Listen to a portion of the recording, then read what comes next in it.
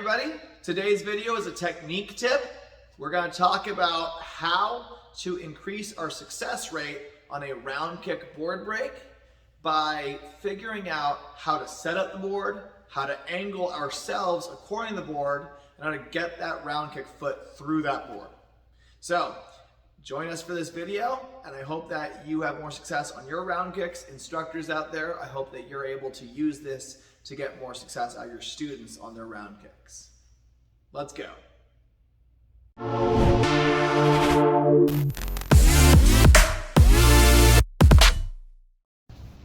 Hey everybody, welcome to another techniques tip video. This round we're going to be covering the round kick board break. I've seen a lot of students that when they're doing the form, when they're kicking the bags, when they're kicking the air, they really know how to make a solid round kick, and then as soon as a board approaches, there's a lot of stuff that goes wrong. So we want to make sure that that effective round kick can translate onto the board. So today, here's what we're going to do next. First of all, the main thing that goes wrong for students that know how to round kick, but they have trouble on the board, is an understanding of the physics of the round kick. So we're going to go over how to get that right. So I'm going to set up the board right here, and then there we go. And then number one is that unless I'm doing a complete pivot, there's got to be some amount of downwards angle going on here, some amount of downwards angle. Then I have to make sure that I'm obviously not in front of the board, but also that I'm not to the side of the board.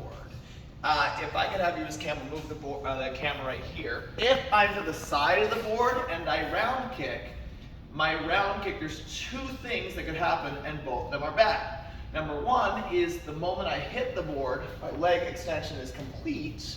The other thing is I correctly angle it past and I hit the edge. So it's wrong and it hurts. So if I'm able to see the back of the board, I'm definitely super wrong with my placement.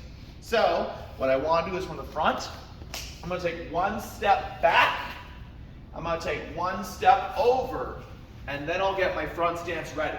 So number one is making sure I get to that diagonal. Second thing is that I have to be the correct distance away. So if I'm too close, you'll see us kind of shortchanging it. And so that's why two big steps. Now, everything that we already did to get the round kick right, like if I don't pivot my form, it's not a good round kick. Same thing on the board, I've got to pivot on this. So when I do the round kick on the board, I'm going to do a demo and then I'm going to break this thing. Sorry.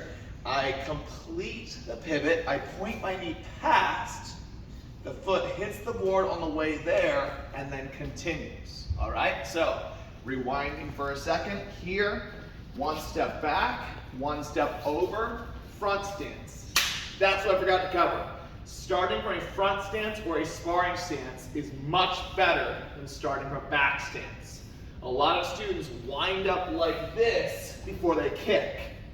That would be like backing up so that you get a running start to win the race, even though you start backing up when they call it. I don't want to wind up my hips backwards and force my hips to travel farther and work harder.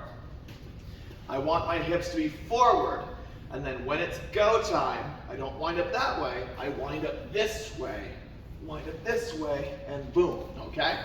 So, gentlemen, here we go. So when I round kick, knee points past, I'm at a 45, I can't see the back of it, ready, lock out, ready?